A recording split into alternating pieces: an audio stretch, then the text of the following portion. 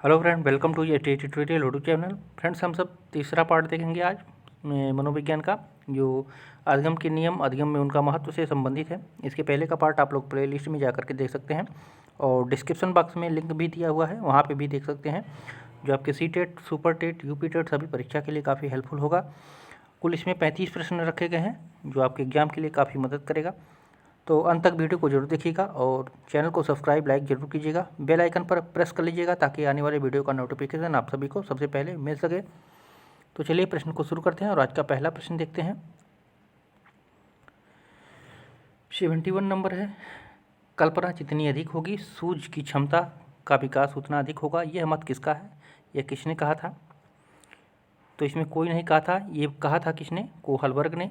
ठीक है, तो कोहलबर्ग का नाम इसमें नहीं दिया हुआ है, तो इनमें से कोई नहीं होगा। ठीक है, इस कोटेशन को आप लोग याद रखिएगा, इंपॉर्टेंट है। ठीक है, दूसरा नंबर 72 नंबर प्रश्न है। जीन पियाजे के सिद्धांत का प्रमुख प्रस्ताव है कि जीन पियाजे ने का जो सिद्धांत था उसका प्रमुख प्रस्ताव क्या था? ये पूछा गया है आपसे। तो ये है, बच्चों की सोच गुणात्मक रूप से वयस्कों से भिन्न होती है। ठीक है, गुणात्मक होगा, यहाँ मात्रात्मक दिया है, ये गलत हो जाएगा। ठीक है, बच्चों की सोच वयस्कों से बेहतर होती है, ये तो गलत हो जाएगा। वयस्कों से निम्न होती है, ये भी गलत हो जाएगा। तो ठीक है, जहाँ पर गुणात्मक रूप से जो है वयस्कों से भिन्न होती है, वो आपका ऑप्शन सही हो जाएगा। ठीक है, ये पूछा हुआ प्रश्न है, वेरी इंपॉर्टेंट प्रश्न है, सीटेट में कई बार पूछा जा चुका है, तो घ ऑप्शन इसमें आपका सही हो जाएगा। 73 नंबर क्वेश्चन है। निम्न में से कौन सा कौशल संवेगात्मक बुद्धि से संबंधित है? संवेगात्मक बुद्धि से कौन सा कौशल संबंधित है? तो सहानुभूति देना। ठीक है, सहानुभूति देना संवेगात्मक बुद्धि से संबंधित होता है। ठीक है, तो घ ऑप्शन आपका इसमें सही हो जाएगा। 74 नंबर क्वेश्चन है। पुरस्कार एवं दंड किस प्रकार का प्रेरक है? ये पूछा गया है। तो पुरस्कार और दंड किस प्रकार का प्रेरक माना जाता है? तो एक कृत्रिम प्रेरक माना जाता है। ठीक है, तो ग ऑप्शन इसमें आपका सही हो जाएगा। 75 नंबर क्वेश्चन है। संवेगों, इमोशन की उत्पत्ति होती है। तो संवेगों की उत्पत्ति कहाँ से होती है? तो ये मूल प्रवृत्ति से उत्पत्ति होती है, संवेगों की उत्पत्ति होती है। ठीक है, तो क ऑप्शन इसमें आपका सही हो जाएगा। 76 नंबर प्रश्न है। जीन पियाजे के अनुसार बच्चे ज्ञान को सक्रिय रूप से संचरित करते हैं जैसे जैसे वे दुनिया में व्यवहार कौशल का प्रयोग करते हैं तथा अन्वेषण करते हैं। ठीक है, तो क ऑप्शन इसमें आपका सही हो जाएगा। जीन पियाजे के अनुसार जो बच्चे होते हैं वो ज्ञान को सक्रिय रूप से संचरित करते हैं। ठीक है, और जैसे जैसे वे दुनिया में व्यवहार कौशल का प्रयोग करते हैं तथा अन्वेषण करते हैं। ठीक है, तो क ऑप्शन इसमें आपका सही हो जाएगा। 77 नंबर क्वेश्चन है। एल्बर्ट बंडूरा की सामाजिक अधिगम सिद्धांत के अनुसार निम्न में से कौन सा सही है? तो खेल अनिवार्य है और उसे विद्यालय में प्राथमिकता दी जानी चाहिए, तो ये अनिवार्य अंग नहीं था। बच्चों के सीखने के लिए प्रतिरूपण का मुख्य तरीका है, प्रतिरूपण एक मुख्य तरीका है, तो ये बेंडूरा के अधिगम सिद्धांत से संबंधित कथन सही है। ठीक है, और अनसुलझा संकट बच्चे को नुकसान पहुंचा सकता है, ये भी गलत है। और संज्ञानात्मक विकास का सामाजिक विकास से स्वतंत्रता है, ये भी गलत है। ठीक है, तो बच्चों के सीखने के लिए प्रतिरूपण एक मुख्य तरीका है। प्रतिरूपण का मतलब हो गया किसी चीज़ को देख करके अनुकरण करके सीखने का सबसे मुख्य तरीका उन्होंने बताया है अपने सामाजिक अधिगम के सिद्धांत में। ठीक है, तो ख ऑप्शन इसमें आपका सही हो जाएगा। 78 नंबर प्रश्न है। संज्ञानात्मक विकास का अर्थ है? तो संज्ञानात्मक विकास का अर्थ होता है अभियोग्यता का विकास। ठीक है, तो क ऑप्शन आपका इसमें सही हो जाएगा। अभियोग्यता का विकास संज्ञानात्मक विकास का अर्थ होता है। 79 प्रश्न है, नंबर प्रश्न है। शिक्षा का किंडरगार्टन पद्धति का प्रतिपादन किसने किया था? किंडरगार्टन पद्धति किसने दिया था? तो फ्रोबेल महोदय ने दिया था, आप लोग जानते होंगे, तो ग ऑप्शन सही हो जाएगा। 80 नंबर प्रश्न है। अभिप्रेरणा की व्याख्या जन्मजात मूल प्रवृत्तियों के आधार पर की जा सकती है, किसने कहा था? अभिप्रेरणा की व्याख्या जो है जन्मजात मूल प्रवृत्तियों के आधार पर की जा सकती है, तो ये किसने कहा था? तो ये मैकडूगल ने कहा था। ठीक है, मूल प्रवृत्तियों के जनक भी माने जाते हैं मैकडूगल। ठीक है, तो क ऑप्शन इसमें आपका सही है।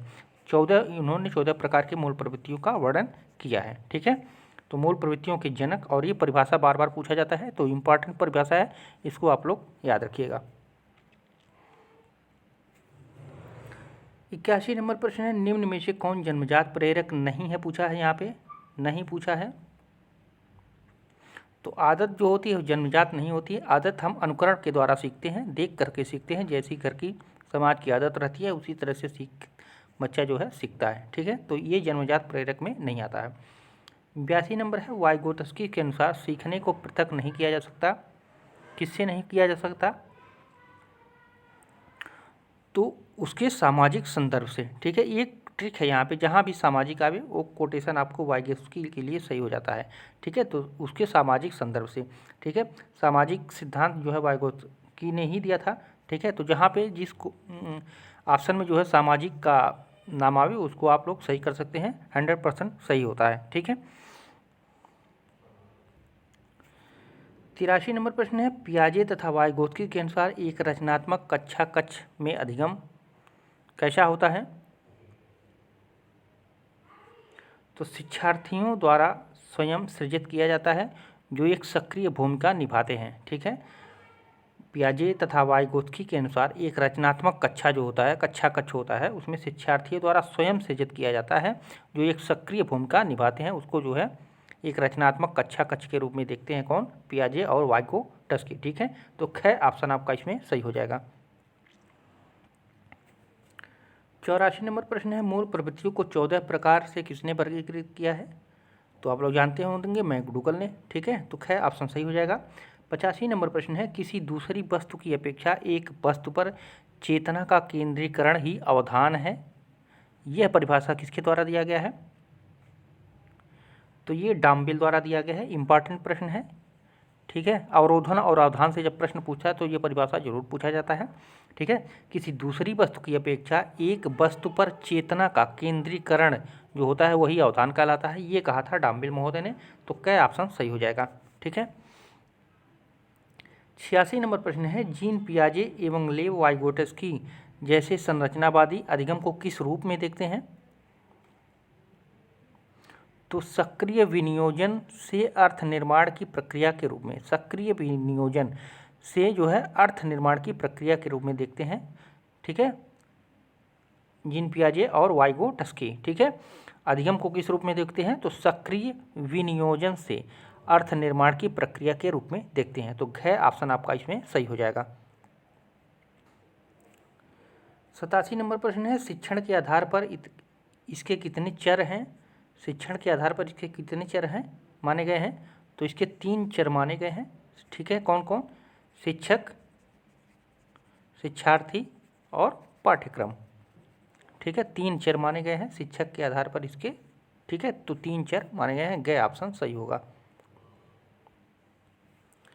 88 नंबर क्वेश्चन है, वाइगोत्स्की बच्चों के सीखने में निम्नलिखित में से किस कारक की महत्वपूर्ण भूमिका पर बल देते हैं, तो देख लीजिए वहाँ वाइगोत्स्की आया है, यहाँ पे सामाजिक आ गया है, तो आप इसको सही कर सकते हैं सामाजिक भूमिका पर, ठीक है। सामाजिक जहाँ भी आए वाइगोत्स्की के कथन में, तो वहाँ पे आप लोग सामाजिक वाला ऑप्शन सही करेंगे, तो वहाँ पे 100% सही होने की संभावना रहेगी, ठीक है। तो क्या ऑप्शन आपका इसमें सही हो जाएगा। 88 नंबर प्रश्न है, मैकडूगल के अनुसार मूल प्रवृत्ति जिज्ञासा का संबंध कौन से संवेग से है, तो जिज्ञासा किससे संबंधित है, तो ये आश्चर्य से, ठीक है। जब बालक के अंदर किसी चीज़ को जिज्ञासा होती है सीखने के, जानने की, तो उसके अंदर एक आश्चर्य की भावना हो जाती है, ठीक है। वो बड़े आश्चर्यचकित रूप से जो है उस प्रश्न को पूछता है, ठीक है। तो जिज्ञासा जो मूल प्रवृत्ति, 14 मूल प्रवृत्तियों में जो है एक जिज्ञासा भी है, तो जिज्ञासा का संबंध सब किस संवेग से है, तो आश्चर्य से है, ठीक है। तो सही हो जाएगा आपका ऑप्शन नंबर ग।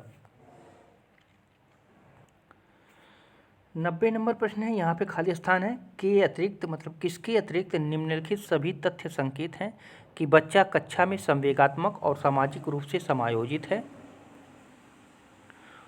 तो यहाँ पे घ ऑप्शन देखिए, हम उम्र साथियों के साथ प्रतियोगिता पर दृढ़तापूर्वक केंद्रित करना, इसके अतिरिक्त, ठीक है, हम अपने साथियों के साथ प्रतियोगिता पर दृढ़तापूर्वक केंद्रित करना जो है, इसके अतिरिक्त जो सभी हैं ये संकेत करते हैं कि बच्चा कक्षा में संवेगात्मक और सामाजिक रूप से समायोजित है। हम उम्र के साथियों के साथ मधुर संबंध ये समाजित कर रहा है सामाजिक रूप से, चुनौतीपूर्ण कार्यों पर केंद्रित कर रहा है, ठीक है। क्रोध तथा हर्ष दोनों को प्रभावी रूप से प्रतिबंधित करना, ठीक है। तो इसके अतिरिक्त जो ये वाला ऑप्शन है, ये जो है आपको समायोजित कर रहा है, ठीक है। तो घ ऑप्शन इसमें आपका सही हो जाएगा। 91 नंबर क्वेश्चन है, अभिवृत्ति है। तो अभिवृत्ति क्या होता है? तो अभिवृत्ति एक भावात्मक प्रवृत्ति को अनुभव के द्वारा संगठित होकर किसी मनोवैज्ञानिक वस्तु के प्रति पसंदगी या नापसंदगी के रूप में प्रतिक्रिया करती है, वही क्या कहलाती है? अभिवृत्ति कहलाती है, ठीक है। तो क ऑप्शन इसमें आपका सही हो जाएगा। 92 नंबर प्रश्न है, कोई भी नाराज हो सकता है। यह आसान है, परंतु सही व्यक्ति के ऊपर सही मात्रा में सही समय पर सही उद्देश्य के लिए तथा सही तरीके से नाराज होना आसान नहीं है। यह संबंधित है। तो ये किससे संबंधित है? तो ये संवेगात्मक विकास से संबंधित है। उसका संवेग कभी कभी हो जाता है कि कभी सही समय पर जो है वो सही मात्रा में सही समय पर सही उद्देश्य के लिए तरीके से नाराज होता है, कोई वैसे नाराज होता आता है। तो उसके संवेग के ऊपर डिपेंड करता है कि वह किस स्तर से नाराज है, किस लिए नाराज है, ठीक है। तो उसमें सभी में जो है संवेगात्मक अपना मूल भूमिका निभाता है, ठीक है। तो क ऑप्शन इसमें आपका सही हो जाएगा। 93 नंबर है, बच्चे के उचित विकास को सुनिश्चित करने के लिए उसका स्वस्थ शारीरिक विकास एक महत्वपूर्ण प्रथम आवश्यकता है। यह कथन किसका है? बच्चे के उचित विकास को सुनिश्चित करने के लिए उसका स्वस्थ शारीरिक विकास एक महत्वपूर्ण प्रथम आवश्यकता है। यह कथन कैसा है? गलत है कि सही है? तो ये कथन सही है, क्योंकि शारीरिक विकास विकास के अन्य पक्षों के साथ अंतः संबंधित है, ठीक है। तो ये कथन बिल्कुल सही है, ठीक है। तो ग ऑप्शन इसमें आपका सही हो जाएगा। 94 नंबर प्रश्न है, निम्न में से कौन सी शब्दावली प्रायः अभिप्रेरणा के साथ अंतः बदलाव के साथ इस्तेमाल की जाती है? अंतः बदलाव के साथ इस्तेमाल की जाती है तो संवेग होता है, ठीक है। संवेग जो होता है अभिप्रेरणा में सबसे महत्वपूर्ण भूमिका निभाता है सीखने में, ठीक है। तो संवेग के द्वारा कभी व्यक्ति के अंदर कैसी संवेग जिज्ञासा आती है कि घृणा का आता है कि गुस्सा का आता है, तमाम तरह के संवेग परिवर्तित होते रहते हैं, ठीक है।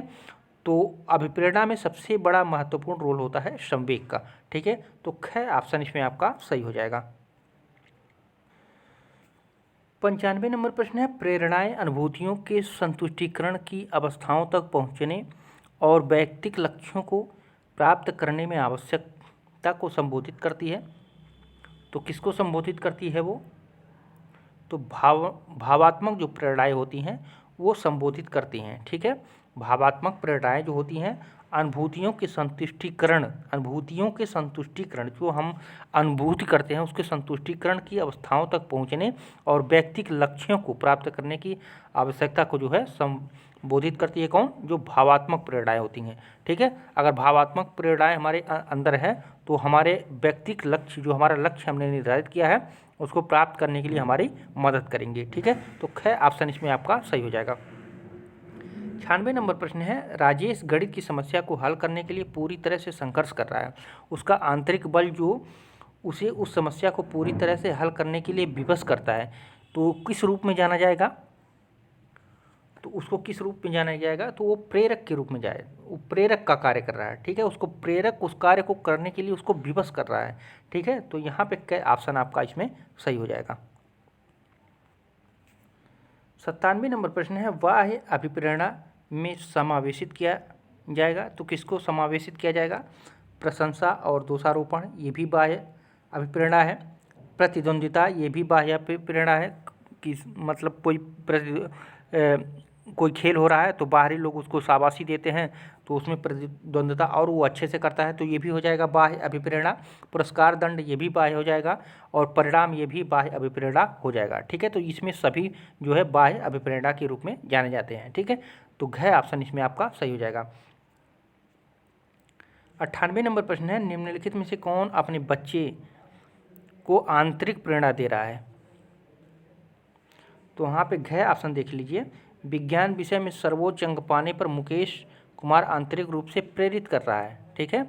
मुकेश कुमार जो है, राकेश कुमार जो है वो आंतरिक रूप से प्रेरित कर रहा है। विज्ञान में सर्वोच्च अंक पाया है तो वो उसको देख करके दूसरे लोग जो है सोचेंगे कि इसने इतना अधिक अंक पाया है तो हमको भी लाना चाहिए, अपने मन में सोच करके एक लक्ष्य बना करके तैयारी करने में जुट जाते हैं। ठीक है, तो वहाँ पे आंतरिक रूप से प्रेरित कर रहा है सभी को। ठीक है, तो घ ऑप्शन इसमें आपका सही हो जाएगा।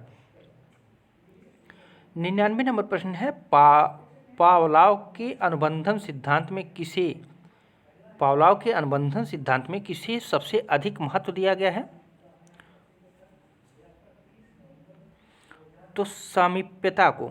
ठीक है, पावलोव का जो अनुबंधन सिद्धांत है उसमें सामीप्यता को सबसे अधिक महत्व दिया गया है। ये वेरी इंपॉर्टेंट है, सीटेट की परीक्षा में हर साल ये पूछा जाता है। ठीक है, तो घ ऑप्शन इसमें आपका सही हो जाएगा। सामीप्यता को ये आप लोग याद रखिएगा, ये इंपॉर्टेंट है, सभी परीक्षाओं में पूछा जाता है।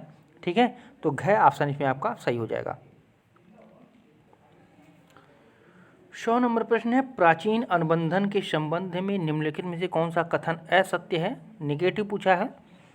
तो प्राचीन अनुबंधन के संबंध में देख लीजिए, प्राचीन अनुबंधन में CS और CR दोनों पूर्णतः ज्ञात, निश्चित और सुपरिभाषित होते हैं, तो बिल्कुल सही है। प्राचीन अनुबंधन में प्रबलन या पुनर्बलन प्राप्त करने के लिए प्रयोज्य जो है निष्क्रिय रहता है, ये भी सही है। प्राचीन अनुबंधन में ऐच्छिक क्रियाओं का अनुबंधन होता है, तो ऐच्छिक क्रियाओं का अनुबंधन नहीं होता है, ये गलत है। तो आपका यहाँ पे नेगेटिव पूछा है, तो सही हो जाएगा आपका ऑप्शन नंबर ग। ठीक है, और इसमें अनुक्रिया का नियंत्रण प्रयोगकर्ता के हाथ में होता है। ठीक है, तो ये भी सही है।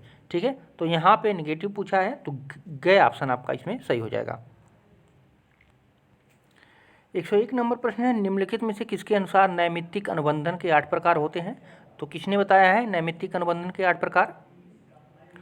तो ये कहा था किम्बल और ग्रांट के अनुसार जो है नैमित्तिक अनुबंधन के 8 प्रकार होते हैं। ठीक है, किम्बल और ग्रांट के अनुसार। ठीक है, 102 नंबर प्रश्न है युग्मित सहचर अधिगम प्रक्रिया में युग्म के पद किस रूप में प्रयुक्त होते हैं?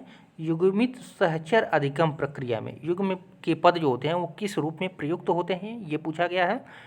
तो ये उद्दीपक अनुक्रिया के रूप में, पहले उद्दीपक आएगा फिर अनुक्रिया हो जाएगा। ठीक है, इसको ध्यान रखिएगा, बहुत लोग अनुक्रिया उद्दीपक कर देते हैं, पहले उद्दीपक आएगा फिर अनुक्रिया आएगा। ठीक है, तो ख ऑप्शन आपका सही हो जाएगा।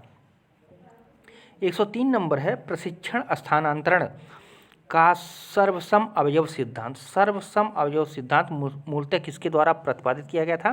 प्रशिक्षण स्थानांतरण का जो सर्वसम अवयव सिद्धांत था वो किसके द्वारा प्रतिपादित किया गया था? तो ये थॉर्नडाइक के द्वारा प्रतिपादित किया गया था। ठीक है, तो घ ऑप्शन सही हो जाएगा, इंपॉर्टेंट है, इसको याद रखिएगा। ठीक है, 104 नंबर प्रश्न है निम्नलिखित में से किसे सामान्यीकरण का विलोम माना जाता है? तो सामान्यीकरण का विलोम किसको माना जाता है? तो विभेदन को जो है सामान्यीकरण का विलोम माना जाता है। किसको? विभेदन को। इंपॉर्टेंट प्रश्न है, सारे प्रश्न इसमें इंपॉर्टेंट हैं, कुल कंप्लीट जितने 35 प्रश्न हैं सभी के सभी इंपॉर्टेंट प्रश्न हैं। ठीक है, 105 नंबर प्रश्न है वाचिक अधिगम। ठीक है, वर्बल लर्निंग का अन्य नाम क्या है, ये पूछा गया है। तो इसका अन्य नाम है मानव सीखना, इसको कहते हैं मानव सीखना, वाचिक अधिगम कहलाता है। ठीक है, तो ग ऑप्शन सही हो जाएगा।